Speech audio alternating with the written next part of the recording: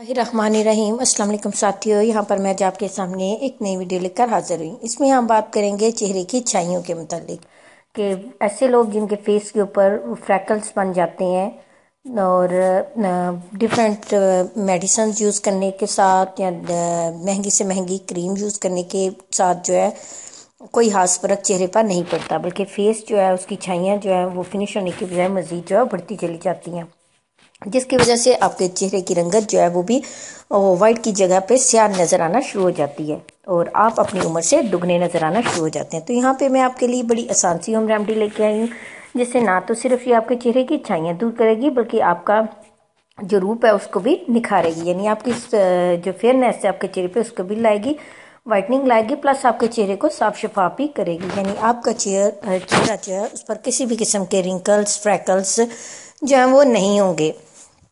तो इसके लिए आपने क्या करना है, इसके लिए खास चीज़ जो है वो मिट्टी का प्याला है। तो मिट्टी की प्याली बड़ी आसानी से मिल जाती है। आपने ये रेमेडी बनाने के लिए मिट्टी की प्याली जो है वो ज़रूर यूज़ करनी है। तो मिट्टी की प्याली लें और उसके अंदर 1 चम्मच जो है दूध के ऊपर जो बलाई सी आ जाती है, खालिस बलाई, उसको लें और उसके अंदर लीमू के 5 से 6 कतरे सिर्फ डालें। और साथ मेन रेमडी इसमें है आलमंड, यानी 3 बादाम आपने लेने हैं। 3 बादाम की गरियां ले लें और उनको छिलका उतार लें। छिलका उतारने के बाद उनको पीस के वो भी इस प्याली के अंदर शामिल कर लें। यानी 1 चम्मच मलाई है, 5 से 6 कतरे लीमू के हैं, लीमू के रस के हैं, और साथ ही जो है आपने बादाम जो है 3 बादाम की गिरियाँ छिलके उतार कर वो भी अच्छी सी पीस के पेस्ट बना के वो भी इसके अंदर शामिल करें। अब इसको अच्छी तरह मिक्स करें। मिक्स करने के बाद आपने क्या करना है, इसको रख दें और रात को जब आप सोने लगें तो सोने से पहले अपने चेहरे को साफ पानी से धो लें।